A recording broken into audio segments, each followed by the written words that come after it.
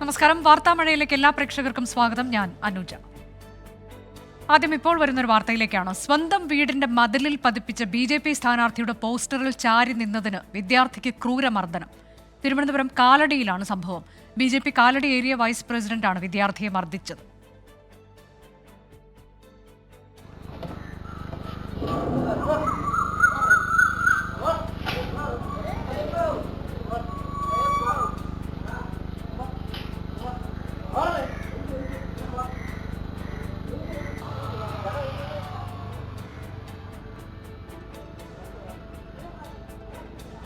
AV Jaishankar വിശദാംശങ്ങളുമായി. ജയശങ്കർ, സ്വന്തം വീടിന്റെ മതിലിൽ ചാരി നിന്നതിനാണ് ഈ വിദ്യാർത്ഥിക്ക് ക്രൂരമർദ്ദനമേറ്റത്. ദൃശ്യങ്ങൾ നമുക്ക് കാണാൻ കഴിയുന്നുണ്ട്. അധികം ആളുകളാരും ആ പരിസരത്തില്ല എന്നത്. ഇപ്പോൾ ഈ വീട്ടുകാർ പോലീസിൽ പരാതി നൽകിയോ?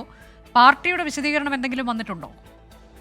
ഈ വിഷയം നടക്കുന്നത് കഴിഞ്ഞ 17-നാണ്. സ്വന്തം വീടിന് മുന്നിൽ ഒരു പോസ്റ്ററിലാണ് ഈ കുട്ടി ചാരിയുന്നത്. ഈ ഘട്ടത്തിലാണ് BJPയുടെ ഉത്തരവാദിത്തപ്പെട്ട ചുമതലയുള്ള ഒരു നേതാവ് പോസ്റ്ററിൽ ചാരി നിന്നതിന്റെ പേരിൽ ഈ കുട്ടിയെ മർദ്ദിക്കുന്നത്. BJPയുടെ കാലടി ഏരിയ വൈസ് പ്രസിഡന്റാണ് ആ വിദ്യാർത്ഥിയെ മർദ്ദിക്കുന്നത്.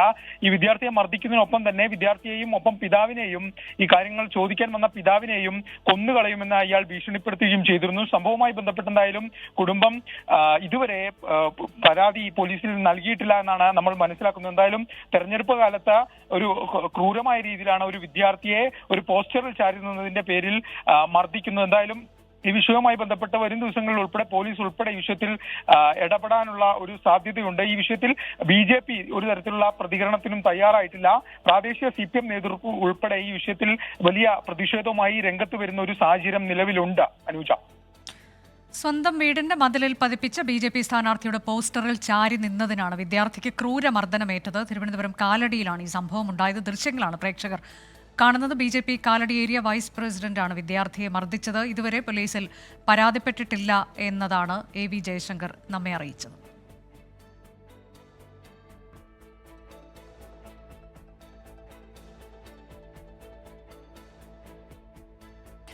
അടുത്ത വാർത്തയിലേക്ക്. തെരഞ്ഞെടുപ്പ് പെരുമാറ്റച്ചട്ടം ലംഘിച്ചെന്നാരോപിച്ച് തൃശൂരിലെ LDF സ്ഥാനാർത്ഥി VS സുനിൽകുമാറിനെതിരെ പരാതി. NDA തൃശൂർ ജില്ലാ കോർഡിനേറ്ററാണ് കളക്ടർക്ക് പരാതി നൽകിയത്. തെരഞ്ഞെടുപ്പ് കമ്മീഷന്റെ അംബാസഡറായ ടൊവിനോ തോമസിനൊപ്പമുള്ള ചിത്രങ്ങൾ പ്രചരിപ്പിച്ചത് ചട്ടലംഘനമാണ് എന്നാണ് പരാതിയിൽ പറയുന്നത്. സൂരജ് സജി വിശദാംശങ്ങളുമായി. സൂരജ്, തെരഞ്ഞെടുപ്പ് കമ്മീഷന്റെ അംബാസഡർ ആണ് എന്നത് അറിയാതെയാണ് ഇത്തരത്തിലേക്കൊരു ഫോട്ടോ താൻ പബ്ലിഷ് ചെയ്തത് എന്നതാണ് VS സുനിൽകുമാർ നേരത്തെ മാധ്യമങ്ങളോട് പറഞ്ഞത്. അത് അറിഞ്ഞ ആ ഘട്ടത്തിൽ തന്നെ അത് പിൻവലിക്കുകയും ചെയ്തിട്ടുണ്ട്. ഇനിയിപ്പോൾ NDAയുടെ പരാതി എന്താണ്? അതിൽ ഏറ്റവും പ്രധാനമായി എടുത്തു പറയുന്നത് ഈ തെരഞ്ഞെടുപ്പ് ചിഹ്നം അതിലുണ്ട് എന്നുള്ളതാണോ?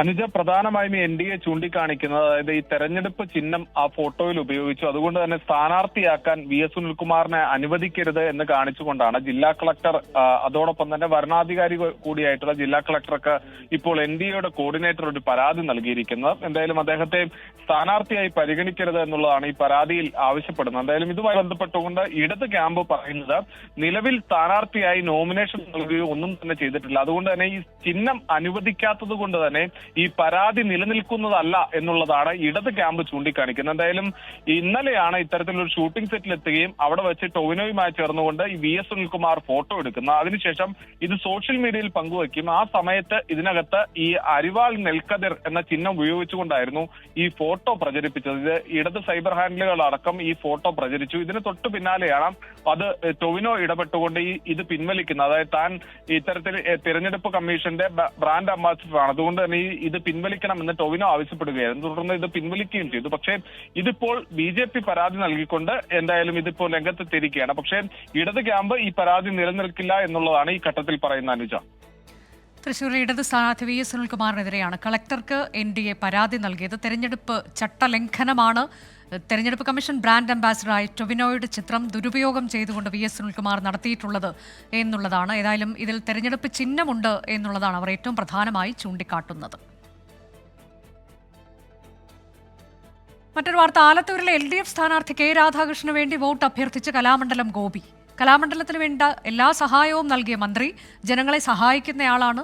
K രാധാകൃഷ്ണനെ ഉന്നത വിജയം നൽകണം എന്ന് കലാമണ്ഡലം ഗോപി വീഡിയോയിലൂടെ അഭ്യർത്ഥിച്ചു. നമസ്കാരം പ്രിയപ്പെട്ടവരെ, ഞാൻ കലാമണ്ഡലം ഗോപി. ഞാനിപ്പോൾ നിങ്ങളുടെ മുമ്പിൽ ഒരു അഭ്യർത്ഥനയായിട്ടാണ് ഇപ്പോൾ അഭിമുഖീകരിച്ചു കൊണ്ടിരിക്കുന്നത്. മറ്റൊന്നുമല്ല, നമ്മുടെ ബഹുമാനപ്പെട്ട മന്ത്രി, ദേവസ്വം മന്ത്രി കെ രാധാകൃഷ്ണൻ ഇത്തവണ ലോകസഭയിലേക്ക് ആലത്തൂർ മണ്ഡപത്തിൽ നിന്ന് സ്ഥാനാർത്ഥിയായിട്ട് നിൽക്കാൻ തീരുമാനിച്ചിരിക്കുകയാണ്. ജനങ്ങളോടുള്ള പെരുമാറ്റത്തിനെ സംബന്ധിച്ചും എനിക്ക് നല്ലപോലെ ബോധ്യമുണ്ട്. ആ ബോധ്യത്തിൻ്റെ പേരിലാണ് ഇത്രയും നിങ്ങളോട് ധൈര്യസമേതം വോട്ട് അപേക്ഷിക്കുക എന്ന പേരിൽ നിങ്ങളെ അഭിമുഖീകരിക്കുന്നത്. ഇതാണ് എനിക്ക് നിങ്ങളോട് പറയാനുള്ള, വ്യക്തിപരമായി പറയാനുള്ള ഒരു കാര്യം. അത് സന്തോഷം. ദീപക് ധർമ്മടം വിശദാംശങ്ങളുമായി. ദീപക്, സുരേഷ് ഗോപിയുമായി ബന്ധപ്പെട്ടൊരു വിവാദം കത്തി നിൽക്കുന്ന അതേ സമയത്ത് തന്നെയാണ് ഇങ്ങനൊരു വീഡിയോ പുറത്തിറക്കിയത് എന്നുള്ളത് തന്നെയാണല്ലോ ഇതിന്റെ വാർത്താ പ്രാധാന്യം. അതുതന്നെയാണ് അനുജ രാജേഷ്.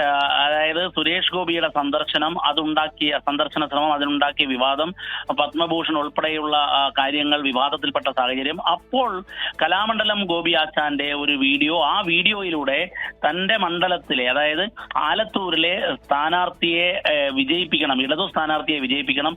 അതിൽ അദ്ദേഹം നേരിട്ട് പറയുന്നത്, ഞാനൊരു അഭ്യർത്ഥനയുമായാണ് നിങ്ങളുടെ മുൻപിൽ എത്തിയിരിക്കുന്നത്. അത് ആലത്തൂരിൽ മത്സരിക്കുന്നത് ദേവസ്വം മന്ത്രി കെ രാധാകൃഷ്ണൻ ആണ്. അദ്ദേഹം എനിക്ക് വളരെ അറിയുന്ന ആളാണ്. അതുകൊണ്ടാണ് ഞാൻ നിങ്ങളോട് അഭ്യർത്ഥിക്കുന്നത്, കലാമണ്ഡലത്തിന്റെ പ്രവർത്തനങ്ങളിൽ, അദ്ദേഹത്തിന്റെ വീഡിയോയിലെ പൂർണ്ണരൂപത്തിൽ പറയുന്ന ഒരു പ്രധാന ഭാഗം, കലാമണ്ഡലത്തിൽ ഞാനൊരു അധ്യാപകനാണ്. ആ കലാമണ്ഡലത്തിൽ ഒരു MLA എന്നുള്ള നിലയിൽ, മന്ത്രി എന്നുള്ള നിലയിൽ വേണ്ടതെല്ലാം ചെയ്യാൻ മുന്നിട്ടിറങ്ങുന്ന ആളാണ് കെ രാധാകൃഷ്ണൻ. അദ്ദേഹത്തിന്റെ പെരുമാറ്റം നല്ലതാണെന്ന് പറയുന്നു. അദ്ദേഹവുമായി എനിക്ക് വലിയ സൗഹൃദമുണ്ട്. ഇന്നലെയും സുഹൃത്തായിരുന്നു, ഇന്നും സുഹൃത്തായിരുന്നു, നാളെയും സുഹൃത്തായിരിക്കും. അതുകൊണ്ട് മണ്ഡലത്തിലെ മുഴുവൻ ആളുകളും ഒരുമിച്ച് നിന്നുകൊണ്ട് ഉന്നത വിജയം നൽകണം എന്നൊരു അഭ്യർത്ഥനയാണ് കലാമണ്ഡലം ഗോപി ഈ വീഡിയോയിലൂടെ നടത്തുന്നത്. യഥാർത്ഥത്തിൽ അനുജ പറഞ്ഞതുപോലെ ഇതിന് വലിയൊരു രാഷ്ട്രീയ പ്രാധാന്യം വരുന്നത്, സുരേഷ് ഗോപിയുടെ സന്ദർശന വിവാദം നിലനിൽക്കുന്ന സമയത്താണ് ഈ കലാമണ്ഡലം ഗോപി ആച്ചാന്റെ ഈ ഒരു വീഡിയോ പുറത്തു വരുന്നത് എന്നത് രാഷ്ട്രീയ പ്രാധാന്യം വർദ്ധിപ്പിക്കുന്ന ഒരു കാര്യം കൂടിയാണ് അനുജ. ദീപക് ധർമ്മടമാണ് വിശദാംശങ്ങൾ നൽകിയത്. ഇനി വാർത്താമഴ പോകുന്നത് ഇന്നത്തെ ലീഡ് സ്റ്റോറിയിലേക്ക്. ഇലക്ടറൽ ബോണ്ടുമായി ബന്ധപ്പെട്ട എല്ലാ വിവരങ്ങളും വ്യാഴാഴ്ചയ്ക്കകം വെളിപ്പെടുത്തണമെന്ന് സ്റ്റേറ്റ് ബാങ്ക് ഓഫ് ഇന്ത്യക്ക് സുപ്രീം കോടതിയുടെ അന്ത്യശാസനം. എല്ലാ കാര്യങ്ങളും പുറത്തുവിട്ട ശേഷം സത്യവാങ്മൂലം സമർപ്പിക്കണം. കേസ് പരിഗണിക്കവേ ഇന്നും SBIക്കെതിരെ രൂക്ഷ വിമർശനമാണ് കോടതി ഉന്നയിച്ചത്. കോടതി വിധി തൽപരകക്ഷികൾ ദുരുപയോഗം ചെയ്യുകയാണെന്ന് കേന്ദ്ര സർക്കാർ സുപ്രീം കോടതിയിൽ പരാതിപ്പെട്ടു. വിവരങ്ങൾ വെളിപ്പെടുത്തുന്നതിലെ സാങ്കേതികതയാണ് ഇന്നും SBI ഉന്നയിച്ചത്. ആൽഫ ന്യൂമറിക് നമ്പരും സീരിയൽ നമ്പരും അടക്കം വെളിപ്പെടുത്തുന്നത് പ്രസക്തമല്ലെന്നായിരുന്നു SBI വാദം. ചീഫ് ജസ്റ്റിസ് അധ്യക്ഷനായ ഭരണഘടനാ ബെഞ്ച് SBI വാദങ്ങളെ ഇന്നും രൂക്ഷമായി വിമർശിച്ചു. ഭരണഘടനാ ബെഞ്ചിന്റെ ഉത്തരവിലെ നിർദ്ദേശങ്ങളാണ് പൂർണ്ണമായും പാലിക്കപ്പെടാത്തത്. ഓരോ തവണയും വ്യത്യസ്ത ഘടകങ്ങൾ പരസ്യപ്പെടുത്താൻ നിർദ്ദേശിക്കേണ്ടതായി വരുന്നു. പ്രത്യേകം ഉത്തരവുകൾ ആവർത്തിച്ച് നൽകണമെന്നത് ഒട്ടും ഉചിതമല്ല. സുപ്രീം കോടതി ഉത്തരവ് പാലിക്കാൻ SBI ചെയർമാൻ ബാധ്യസ്ഥനാണ്. Alpha numeric number, serial number ഉൾപ്പെടെ എല്ലാ വിവരങ്ങളും പ്രസിദ്ധീകരിക്കണം. വ്യാഴാഴ്ചയ്ക്ക് മുമ്പ് ഇത് പാലിച്ച് സത്യവാങ്മൂലം സമർപ്പിക്കാനും കോടതി നിർദ്ദേശിച്ചു. ഇലക്ട്രൽ ബോണ്ട് വിധി വേട്ടയാടാൻ ഉപയോഗിക്കുന്നതായി കേന്ദ്ര സർക്കാർ സുപ്രീം കോടതിയെ അറിയിച്ചു. ഹർജിക്കാർ മാധ്യമങ്ങൾ വഴി വിധിയെ വേട്ടയാടലിനുള്ള ആയുധമാക്കുകയാണെന്നായിരുന്നു സോളിസിറ്റർ ജനറലിന്റെ ആരോപണം. ആരെയും വേട്ടയാടാനല്ല, ഭരണഘടനാ ബെഞ്ചിന്റെ വിധിയും ഭരണഘടനാ താൽപര്യങ്ങളും സംരക്ഷിക്കുകയാണ് തങ്ങളുടെ ലക്ഷ്യമെന്ന് സുപ്രീം കോടതി പറഞ്ഞു.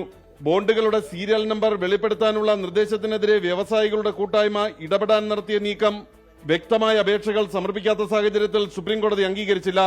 ആർ രാധാകൃഷ്ണൻ, 24, ഡൽഹി. പൗരത്വ നിയമ ഭേദഗതിക്കെതിരായ പ്രതിഷേധ കേസുകൾ പിൻവലിക്കാൻ തിരക്കിട്ട നീക്കവുമായി സർക്കാർ. നടപടികൾ പൂർത്തിയായെന്ന് ഉറപ്പാക്കണമെന്ന് ചൂണ്ടിക്കാട്ടി ആഭ്യന്തര വകുപ്പ് ഉത്തരവിറക്കി. കേസുകൾ പിൻവലിക്കാത്തത് പ്രതിപക്ഷം ആയുധമാക്കിയതിന് പിന്നാലെയാണ് സർക്കാരിന്റെ തിരക്കിട്ട നീക്കം. പൗരത്വ നിയമം നടപ്പിലാക്കില്ലെന്ന് നിലപാടെടുത്ത സർക്കാർ പ്രതിഷേധക്കാർക്കെതിരെ എടുത്ത കേസുകൾ പിൻവലിക്കാത്തത് ഇരട്ടത്താപ്പെന്നായിരുന്നു പ്രതിപക്ഷത്തിന്റെ വിമർശനം. ലോക്സഭാ തെരഞ്ഞെടുപ്പ് പ്രചരണത്തിൽ പ്രതിപക്ഷം ഇത് ആയുധമാക്കുകയാണ്. ഇതിന് പിന്നാലെയാണ് പ്രതിഷേധവുമായി ബന്ധപ്പെട്ട് സംസ്ഥാനത്ത് രജിസ്റ്റർ ചെയ്ത കൂടുതൽ കേസുകൾ പിൻവലിക്കാൻ ജില്ലാ പോലീസ് മേധാവിമാർക്ക് നിർദ്ദേശം നൽകി സംസ്ഥാന സർക്കാർ ഉത്തരവിറക്കിയത്. ആഭ്യന്തര സെക്രട്ടറി പുറപ്പെടുവിച്ച ഉത്തരവിൽ നേരത്തെ പിൻവലിക്കാൻ ഉത്തരവിട്ട കേസുകളുമായി ബന്ധപ്പെട്ട അപേക്ഷകൾ കോടതിയിൽ എത്തിയോ എന്ന് ഉറപ്പാക്കാനും നിർദ്ദേശമുണ്ട്. സംസ്ഥാനത്ത് CAA വിരുദ്ധ പ്രക്ഷോഭവുമായി ബന്ധപ്പെട്ട ആകെ 835 കേസുകളാണ് രജിസ്റ്റർ ചെയ്തത്. പൗരത്വ ഭേദഗതി നിയമത്തിനെതിരെ ബഹുജന പ്രക്ഷോഭത്തിനും CPIM തീരുമാനിച്ചിട്ടുണ്ട്. 24, തിരുവനന്തപുരം. ദക്ഷിണേന്ത്യയിൽ പ്രധാനമന്ത്രി നരേന്ദ്രമോദിയെ പ്രചാരണത്തിനിറക്കി BJP. ഇന്ന് 3 സംസ്ഥാനങ്ങളിലെ തെരഞ്ഞെടുപ്പ് പ്രചാരണ പരിപാടികളിൽ നരേന്ദ്രമോദി പങ്കെടുത്തു. വൈകിട്ട് കോയമ്പത്തൂരിൽ റോഡ് ഷോയിലും പങ്കെടുത്തു.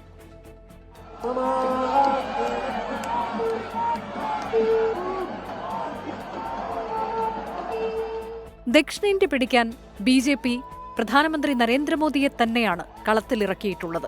മോദി പ്രഭാവത്തിൽ ദക്ഷിണേന്ത്യയിൽ നിന്നും പരമാവധി സീറ്റുകൾ നേടുകയാണ് ലക്ഷ്യം. ഇന്ന് തെലങ്കാന, കർണാടക, തമിഴ്നാട് സംസ്ഥാനങ്ങളിലാണ് മോദി എത്തിയത്.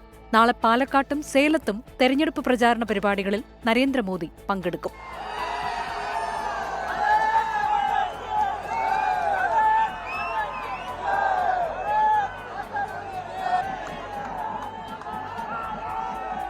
തമിഴ്നാട്ടിലെ കോയമ്പത്തൂരിലെത്തിയ പ്രധാനമന്ത്രി മേട്ടുപ്പാളയം റോഡ് മുതൽ RS പുരം വരെ റോഡ് ഷോ നടത്തി.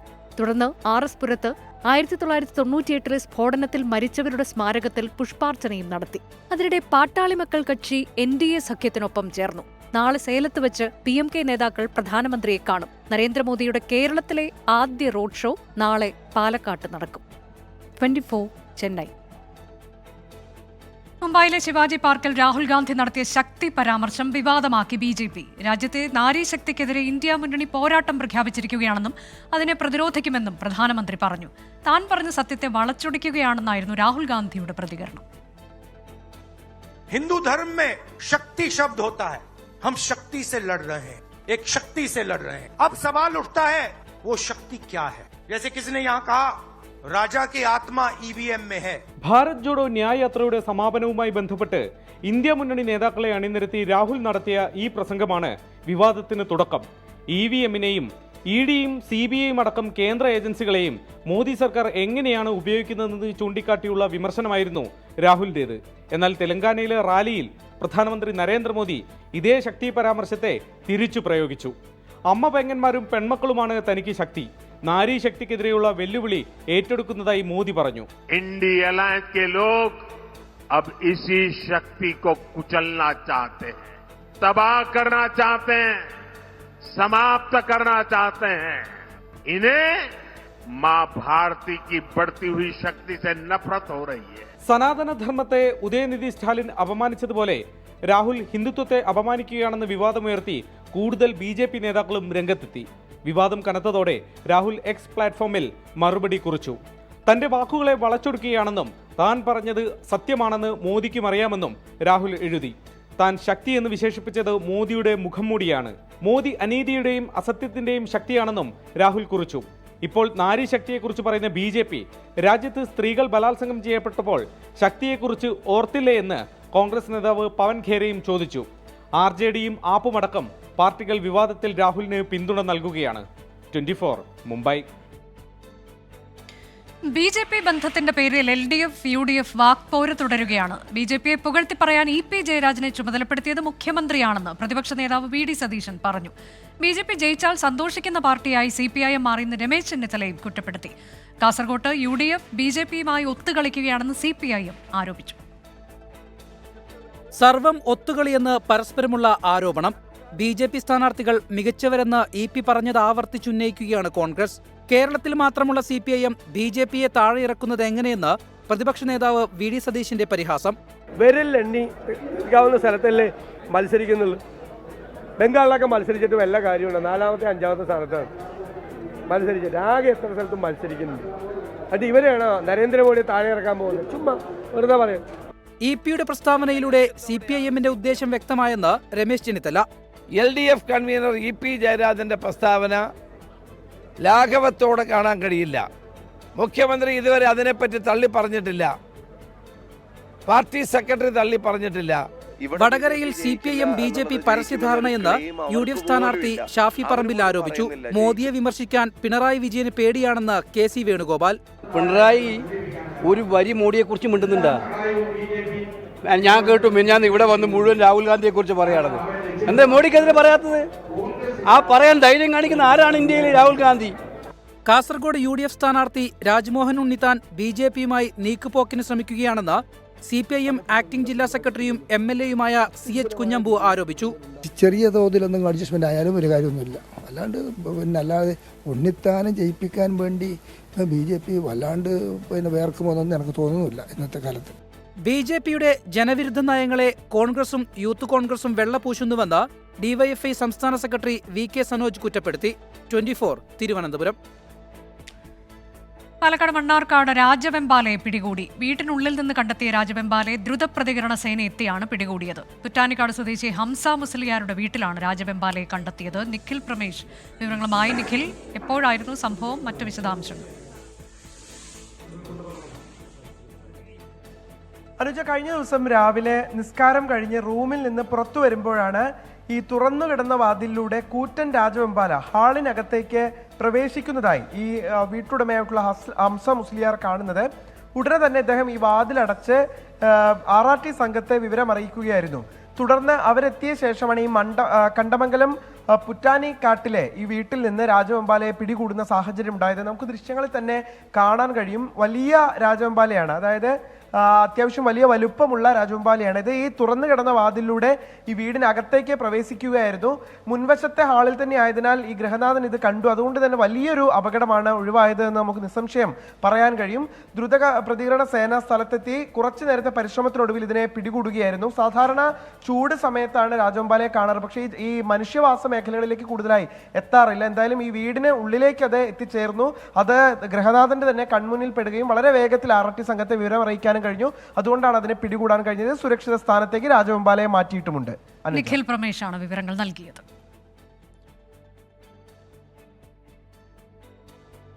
പേരാമ്പ്ര കൊലക്കേസിലെ പ്രതി മുജീബിന് വധശിക്ഷ നൽകണമെന്ന് ഇയാൾ ഒന്നാം പ്രതിയായ ബലാത്സംഗ കേസിലെ അതിജീവിത.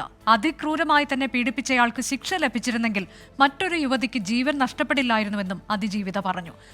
കൊലക്കേസിൽ മുജീബിനെ പോലീസ് പിടികൂടുന്നതിന്റെ ദൃശ്യങ്ങൾ പുറത്തുവന്നു. ബലാത്സംഗ കേസിൽ മുജീബിന്റെ ജാമ്യം റദ്ദാക്കാൻ പോലീസ് കോടതിയിൽ ആവശ്യപ്പെട്ടു. 2020 കോഴിക്കോട് മുത്തേരിയിൽ വയോധികയെ കൈകാലുകൾ കെട്ടിയിട്ട് ബലാത്സംഗം ചെയ്ത ശേഷം കവർച്ച നടത്തിയ കേസിൽ ഒന്നാം പ്രതിയാണ് മുജീബ്. അന്ന് മുജീബ് ശിക്ഷിക്കപ്പെട്ടിരുന്നുവെങ്കിൽ പേരാമ്പ്രയിലെ അനുവിന് ജീവൻ നഷ്ടപ്പെടില്ലായിരുന്നുവെന്ന് അതിജീവിത പറയുന്നു. ഇങ്ങനൊക്കെയും ചെയ്യുകയും ചെയ്ത് ഓനെ പിന്നെ ജാമ്യത്തിൽ വിട്ടിട്ടല്ലേ ബന് പിന്നെയും പോയി ഇന്നലെ പെണ്ണേയും കൊല്ലാനുണ്ടായത്. ഇന്നിപ്പോൾ അത് ചെയ്ത് വെച്ച് നാളെ ഓന് മറ്റൊരു വന്ന് ജാമ്യം ചോദിച്ചാൽ കോടതി വിടൂലേ? ബനെ ഇനി വെച്ചേക്കരുത്. വെച്ചാൽ ബൻ നാളെ പിറ്റേന്നു പെൺകുട്ടികളെ തള്ളമാരെ അമ്മമാരെ എല്ലാവരെയും ഓൻ ചെയ്യാൻ പോകുന്നതാണ്. ഇനി ഓനെ വെച്ചേക്കരുത്. കൊടും കുറ്റവാളിയായ മുജീബ് മറ്റൊരു കേസിൽ ജാമ്യത്തിലിറങ്ങിയത് ജനുവരി 21. ആഴ്ചകൾക്കുള്ളിലാണ് പേരാമ്പ്രയിൽ കവർച്ചയ്ക്കിടെ അനു എന്ന യുവതിയെ മുജീബ് ക്രൂരമായി കൊലപ്പെടുത്തിയത്. 100-ലധികം CCTV ദൃശ്യങ്ങൾ കേന്ദ്രീകരിച്ച് പോലീസ് അന്വേഷണം നടത്തി. ഒടുവിൽ കൊണ്ടോട്ടിയിലെ ഒളിസങ്കേതം പോലീസ് കണ്ടെത്തി. വീട് വളഞ്ഞ പോലീസ് സാഹസികമായാണ് മുജീബിനെ കീഴ്പ്പെടുത്തിയത്.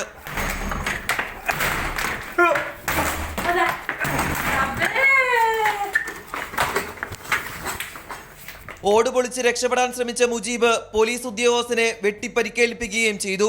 24 കോഴിക്കോട്. തിരികെ വാർത്താമഴയിലേക്ക്. കവി പ്രഭാവർമ്മയ്ക്ക് സരസ്വതി സമ്മാൻ. രൗദ്രസാത്വികം എന്ന കൃതിക്കാണ് പുരസ്കാരം. 12 വർഷങ്ങൾക്ക് ശേഷമാണ് മലയാളത്തിന് സരസ്വതി സമ്മാൻ ലഭിക്കുന്നത്. മലയാളത്തിന്റെ അഭിമാന നിമിഷമെന്ന് പ്രഭാവർമ്മ പ്രതികരിച്ചു. കവി, ഗാനരചയിതാവ്, മാധ്യമപ്രവർത്തകൻ എന്നീ നിലകളിൽ മലയാളിക്ക് സുപരിചിതനാണ് പ്രഭാവർമ്മ. രൗദ്രസാത്വികം ഉൾപ്പെടെ 12 കാവ്യസമാഹാരങ്ങൾ, ശ്യാമമാധവം, കനൽ ചിലമ്പ് തുടങ്ങിയ കൃതികൾക്ക് പുറമെ ആഫ്റ്റർ ദ ആഫ്റ്റർമാത്ത് എന്ന ഇംഗ്ലീഷ് നോവലും, 7 ഗദ്യസാഹിത്യകൃതികളും സമകാലിക വിഷയങ്ങളെക്കുറിച്ചുള്ള എഴുത്തുകളും വേറെ, യാത്രാവിവരണവും മാധ്യമ സാംസ്കാരിക പഠനങ്ങളും രചിച്ചു. ഇംഗ്ലീഷിലേക്കും ഇതര ഭാഷകളിലേക്കും കൃതികൾ പരിഭാഷപ്പെടുത്തിയിട്ടുണ്ട്. കേന്ദ്ര സാഹിത്യ അക്കാദമി അവാർഡുകൾ, വയലാർ അവാർഡ്, പത്മപ്രഭ പുരസ്കാരം, ആശാൻ ഉള്ളൂർ വള്ളത്തോൾ പുരസ്കാരങ്ങൾ എന്നിവ ലഭിച്ചു. ചലച്ചിത്ര ഗാനരചനയ്ക്ക് രജതകമൽ ദേശീയ പുരസ്കാരവും 3 സംസ്ഥാന അവാർഡുകളും സ്വന്തമാക്കി. നാടക ഗാനരചനയ്ക്ക് 2 സംസ്ഥാന പുരസ്കാരം നേടി. മാധ്യമപ്രവർത്തന രംഗത്തും നിരവധി അംഗീകാരങ്ങൾ. ദശാബ്ദത്തിലെ മികച്ച സാഹിത്യകൃതിക്കുള്ള സ്റ്റേറ്റ് ലൈബ്രറി കൗൺസിൽ അവാർഡ് ശ്യാമമാധവത്തിന് ലഭിച്ചു. സാഹിത്യരംഗത്ത് ഇന്ത്യയിൽ നൽകുന്ന ഏറ്റവും വലിയ പുരസ്കാരങ്ങളിലൊന്നാണ് സരസ്വതി സമ്മാൻ. 15 ലക്ഷം രൂപയും ഫലകവും പ്രശസ്തിപത്രവും അടങ്ങുന്നതാണ് പുരസ്കാരം. അഭിമാന നിമിഷമെന്ന് പ്രഭാവർമ്മ. ഇത് നമ്മുടെ ഭാഷയ്ക്ക് കൈവരുന്ന, നമ്മുടെ സാഹിത്യത്തിന് കൈവരുന്ന വലിയ ഒരു അംഗീകാരമാണ്. ഇതിനു മുൻപ് ബാലാമണിയമ്മ, അയ്യപ്പ പണിക്കർ, സുഗതകുമാരി എന്നിവർക്കാണ് മലയാളത്തിൽ സരസ്വതി സമ്മാൻ ലഭിച്ചിട്ടുള്ളത്. നിലവിൽ മുഖ്യമന്ത്രിയുടെ മീഡിയ സെക്രട്ടറിയായി പ്രവർത്തിക്കുകയാണ് പ്രഭാവർമ്മ. Research desk 24. വാർത്താമഴ അവസാനിക്കുന്നു. ലോകത്തെവിടെയായാലും ഏത് സമയത്തും 24 വാർത്തകളും ഓഗ്മെന്റഡ് റിയാലിറ്റി പാക്കേജുകളും എക്സ്പ്ലെയിനറുകളും വിശദമായി കാണാൻ ഞങ്ങളുടെ YouTube ചാനൽ നിങ്ങൾക്ക് സബ്സ്ക്രൈബ് ചെയ്യാം.